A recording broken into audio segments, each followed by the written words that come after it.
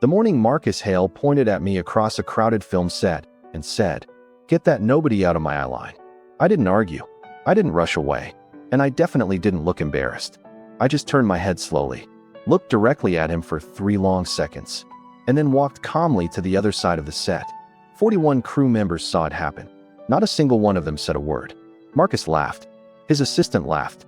Even the director kept his eyes on the floor. Because when someone like Marcus Hale decides you don't matter, when a man with that kind of power labels you a nobody, people don't challenge him. They don't question him. And they certainly don't tell him he's wrong. What none of them knew, what nobody on that set knew, was that the man Marcus had just humiliated in front of 41 people was the same man who had spent the last 6 months quietly deciding whether Marcus Hale's next major project would ever see the light of day. Nobody told him that. Not then. Not when he laughed. Not when he turned his back and walked away. And not when he spent the next few weeks acting like I didn't exist. Then came the morning everything changed. The morning I took my seat at the head of the conference table inside his studio's executive boardroom. The morning Marcus Hale walked through that door expecting another routine meeting and discovered exactly who had the final say over the future of his career. I'll never forget the look on his face. The confidence disappeared first. Then came the confusion. Then something else. Something I had never seen from Marcus Hale before. Fear. What happened during the next 40 minutes was so uncomfortable, so unexpected, that people inside that building still refused to talk about it publicly. But after all these years, I'm finally going to tell the story. So stay with me, because this is exactly what happened. My name is James Whitfield. I'm 52 years old. And before this story goes any further, there's something I want to be clear about. I'm not telling this story to make myself look like the hero. I'm telling it because it happened. And because the truth of what happened, including the parts that don't make me look particularly good, is worth saying out loud. So if we're going to do this, we should start at the beginning. The real beginning. Not Hollywood. Not movie sets. Not executive boardrooms. Compton, California. I grew up in a small 3-bedroom house with 5 people. My mother worked nights as a licensed practical nurse at a county hospital in Inglewood. My father drove a delivery truck for a wholesale food distributor in Carson. My 2 older sisters shared a room, and I had the smallest bedroom in the house. It was barely bigger than the twin bed sitting inside it. But I loved that room because it had a door, and that door had a lock, and that lock meant I could sit alone and read in peace. I read everything I could get my hands on. Not because anyone told me to. Not because I was trying to impress teachers. I read because books were the one place where nobody decided what I was worth before I opened my mouth. Out in the real world, people made that decision fast. Sometimes too fast. I learned very young what it looked like when a room had already made up its mind about you before you even walked in. The glance, the hesitation, the subtle shift in body language. The way people reposition themselves when someone enters a space they weren't expecting. Most kids learn how to read playgrounds. I learned how to read people. Quickly, accurately, and without letting anyone know I was paying attention. My grandmother, Audrey Whitfield, called it quiet watching. She used to tell me it was one of the most valuable skills a person could ever develop. Looking back, she was right. I went to college on a full academic scholarship. A state school. Accounting major. Not because accounting was my dream. It wasn't. But by the time I was 18, I'd already figured something out. Money has its own language. And it's one of the few languages spoken in every room that matters. If you understood how money moved, people listened. If you could read a balance sheet, you earned a seat at the table. Even when nobody originally planned to give you one. I graduated in 3.5 years. Got hired by a mid-sized financial firm in downtown Los Angeles. Nothing glamorous, just corporate finance. But I was in Los Angeles. And in Los Angeles, almost every industry eventually leads back to the entertainment business. Over the next 7 years, I attended enough dinners, networking events, and industry gatherings to notice something that nobody in the entertainment press ever seemed willing to explain clearly. Independent filmmaking was running on a broken financial system. There were brilliant writers, talented directors, important stories, but far too many projects ran out of money halfway through production. Films that deserved audiences never reached them. Not because the work wasn't good, because the financial structure supporting it wasn't built to survive. And right in the middle of that problem sat producers. Some brilliant, some average, but all of them looking for the same thing. Someone who could make the numbers work without destroying the creative vision in the process. I saw an opportunity, and I spent 3 years learning everything I could about that world. Then, in 2003, I left corporate finance and entered the entertainment industry through the back door. Not as a director, not as an actor, not as an agent.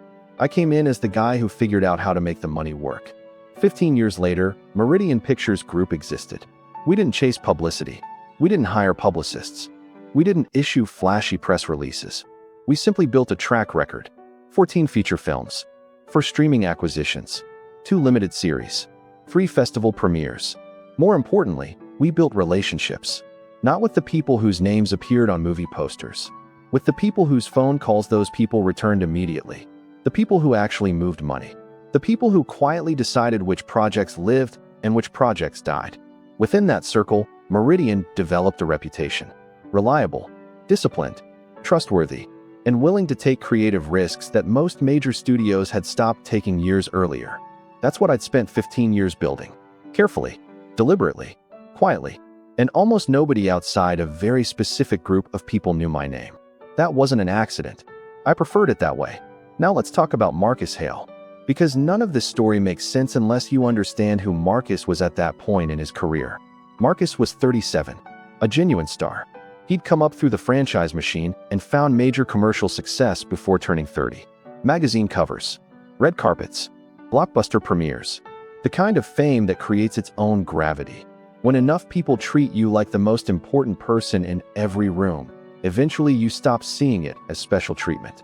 You start seeing it as normal. And Marcus had been living inside that reality for a long time. But there was something happening beneath the surface. Something audiences couldn't see. His last 2 films after the franchise had underperformed. Not disasters, not career-ending failures, but enough to create concern. Studios still returned his calls, but the energy behind those calls had changed. And if you've spent enough years in the business, you learn to recognize those shifts long before they're visible in public. Marcus needed his next project to matter.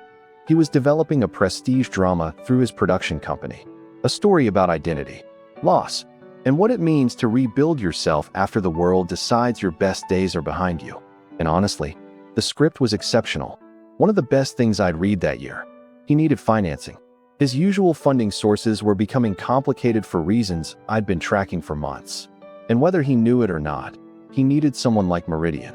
6 months before his team ever contacted us, I had already been quietly following the project.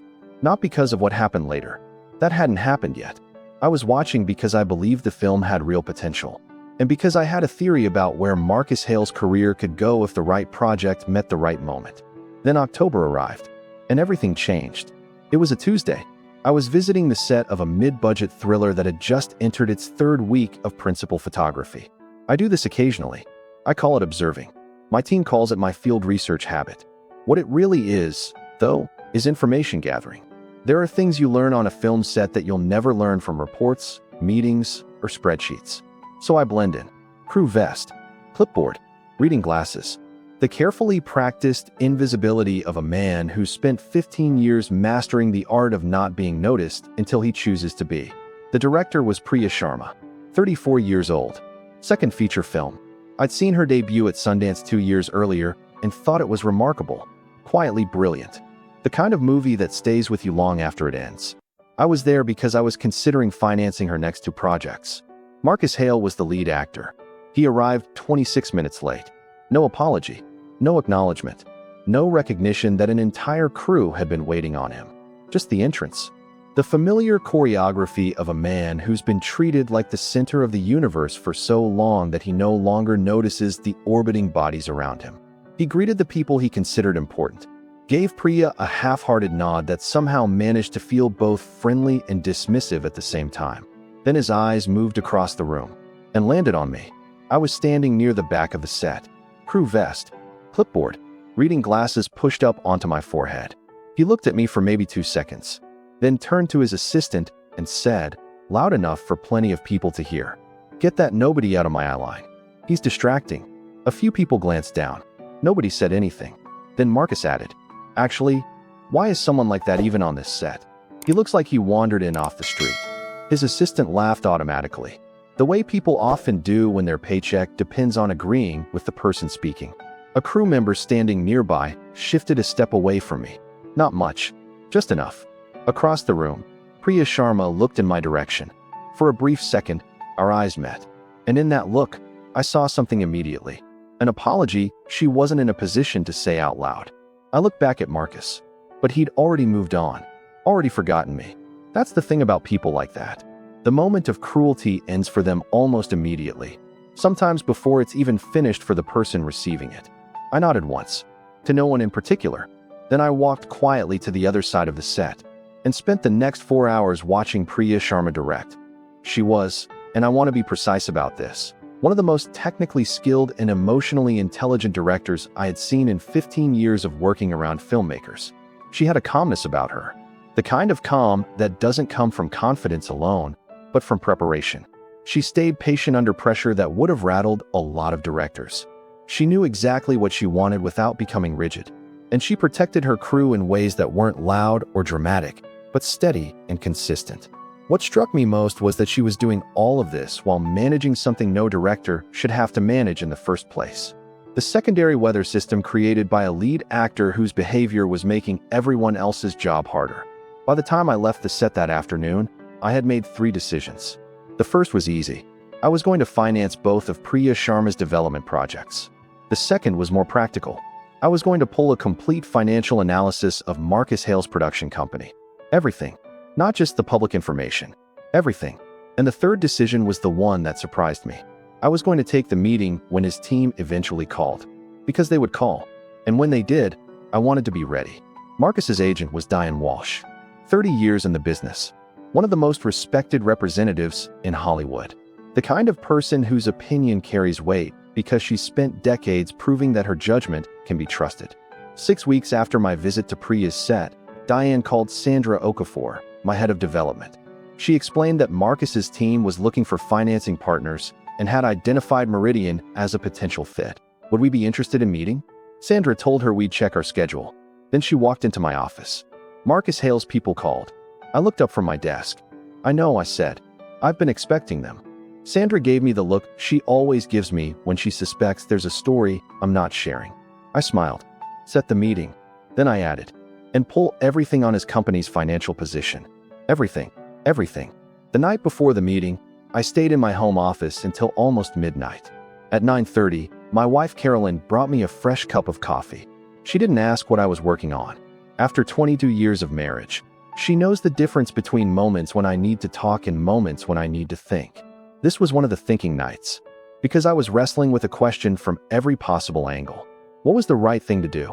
Not the smart thing. Not the satisfying thing. The right thing. The emotionally satisfying option was obvious. I could walk into that meeting. Let Marcus recognize me. Listen politely.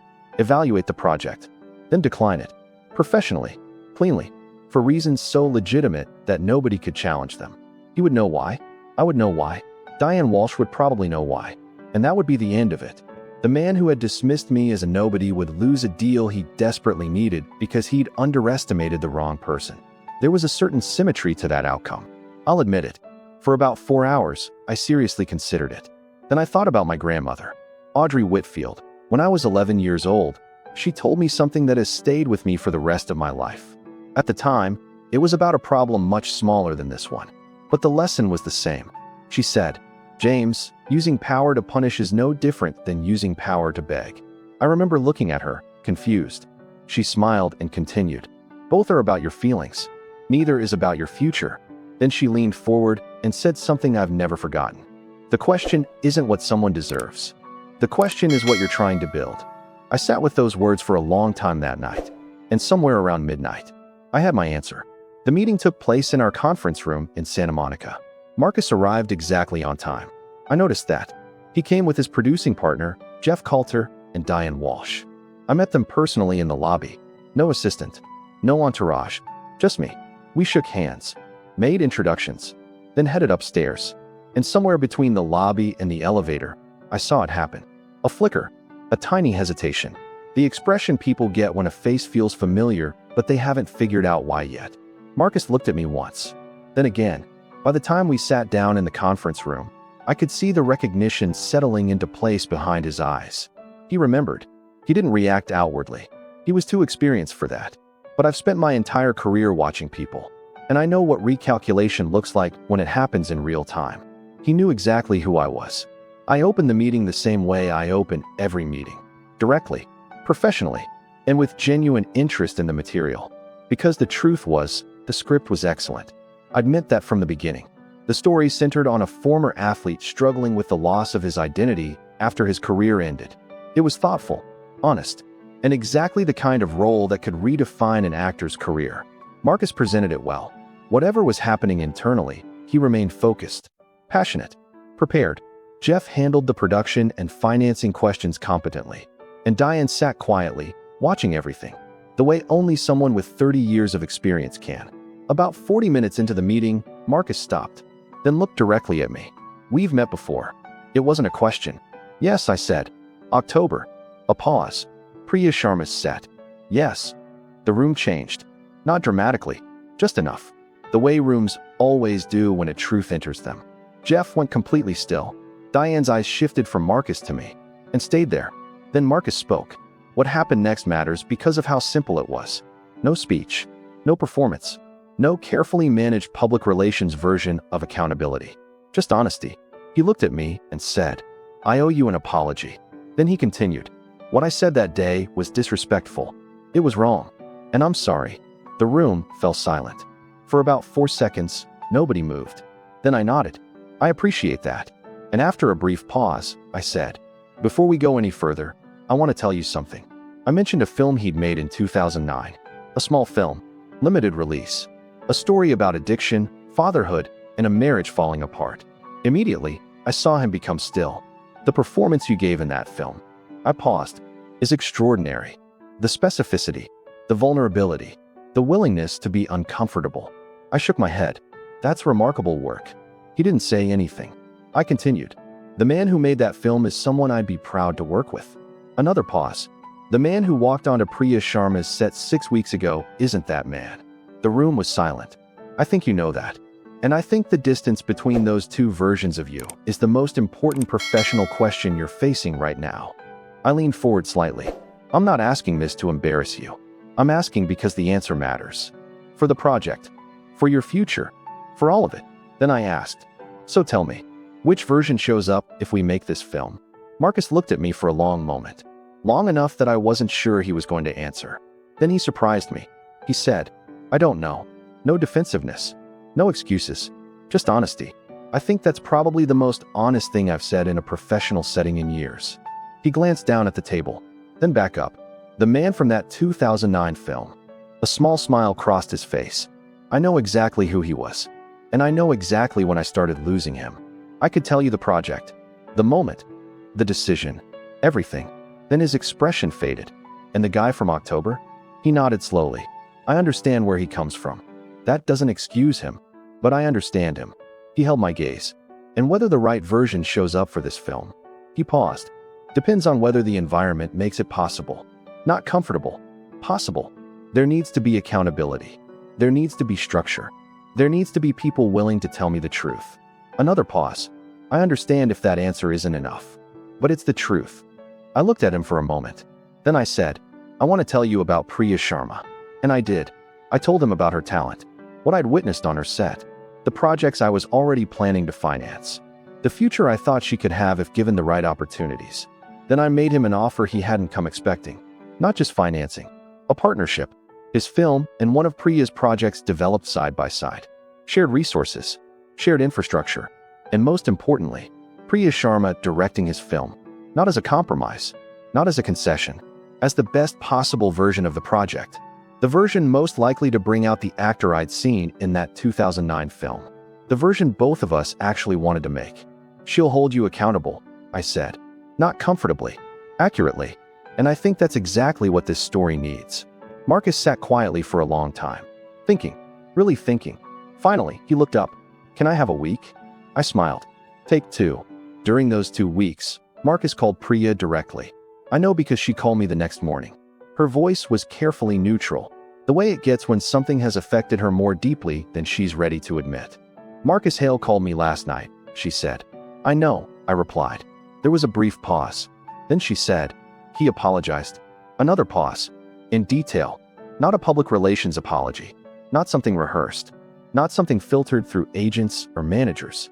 The real thing, she said quietly. He took responsibility for what happened. I leaned back in my chair. What else? He asked if he could read my feature script. I smiled. What did you tell him? I sent it. Then she laughed softly. Because I've spent 3 years being wrong about the right people. A pause. I'd like to try being right about one. The deal came together over the next 8 weeks. Both projects moved forward at the same time.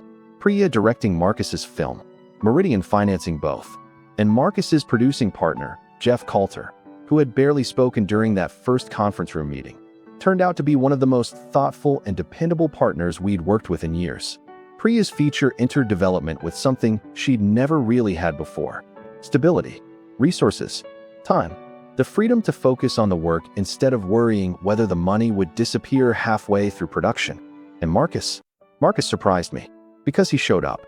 Not perfectly, not without mistakes, not without moments of tension, but differently, intentionally. 3 months into pre-production, Priya called me. Something happened today, she said. What? Marcus pulled me aside. She paused. He told me that if his behavior ever started hurting the work instead of helping it, he wanted me to tell him. I smiled. What did you say? I said I'd hold him to that.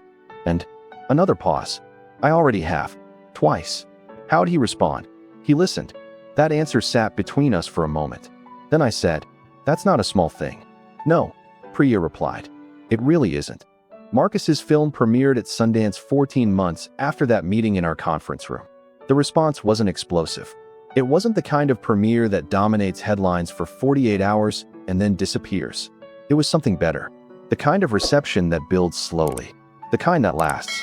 The reviews were thoughtful. The conversations were serious. People paid attention. For the right reasons. 8 months later, Priya's feature premiered at Toronto, and the acquisition deal that followed changed her career permanently. She called me the morning after the announcement. I could hear the emotion in her voice before she even started talking. My father worked maintenance at a studio lot for 22 years, she said. He used to bring me there when I was a little girl. Then she stopped speaking for a moment. I called him this morning. I smiled. What did he say? She laughed through tears. He said, I always knew. A pause. Then he started crying. I sat quietly for a second. Then I said, good. Because sometimes there isn't a better word than that. Good. About 6 months after Marcus's film was released, the two of us had dinner with a couple of mutual colleagues. Near the end of the evening, after most of the conversation had drifted elsewhere, Marcus looked at me and said, can I tell you something I've figured out about October? I told him yes. He stared at his wine glass for a moment. Then he said, when I looked at you on that set, I wasn't really seeing you. I didn't interrupt. I was managing anxiety. He shrugged. A set that felt out of control. A director I didn't know how to read. Financial problems I was pretending weren't real. He shook his head, and instead of dealing with any of that honestly, his voice softened. I picked someone who looked powerless and made them smaller. He looked directly at me. When I say it out loud like that, it sounds exactly as ugly as it was. Neither of us spoke for a moment. Then he continued. You could have destroyed that deal. Professionally. Quietly. Nobody would have questioned it. No one would have known why. He gave a small laugh. But I would have known. Then he shook his head. I think about that a lot. Not as a debt. As a lesson. I smiled. My grandmother used to say something. Marcus laughed. I've noticed. She said, using power to punish is the same thing as using power to beg. He nodded slowly. I continued. Both are about your feelings. Neither one builds anything. Marcus sat quietly for a few seconds. Then he smiled. Your grandmother sounds like someone I would have been very careful around. I laughed. She was the most loving person I've ever known. A pause. Also the most terrifying. He laughed. That sounds about right. I'm telling this story now, 4 years after it happened. Not because everything worked out perfectly. Life doesn't work that way. Neither do people. Not every version of this story ends with growth. Some versions end with resentment. Some end with revenge. Some end with power being used exactly the way power has always been used. And the lesson never gets learned. But this version didn't. And that's why it's worth telling. Because of something my grandmother understood long before I did. The way you use power eventually becomes who you are. Not what happened to you. Not what someone said about you. Not what they took from you. What matters is what you choose to do when your turn comes. That's the part you carry forward. That's the part that lasts. And if you're sitting in a room right now, any room, any industry, any stage of your life. And someone has already decided who you are before you've spoken a single word. Pay attention, watch quietly, do your work well, and be patient. Because the most dangerous person in any room is often the one nobody bothered to notice. Before you go, let me ask you something. Have you ever been underestimated by someone who had absolutely no idea who they were talking to? What happened? How did you handle it? I'd genuinely like to hear those stories. Leave them in the comments. And if this story reminded you of someone who spent their life being overlooked, underestimated, or ignored, send it to them. Because some people spend their entire lives being underestimated. And the people who turn that into something meaningful, those are the stories worth remembering. Thanks for listening, and I'll see you in the next one.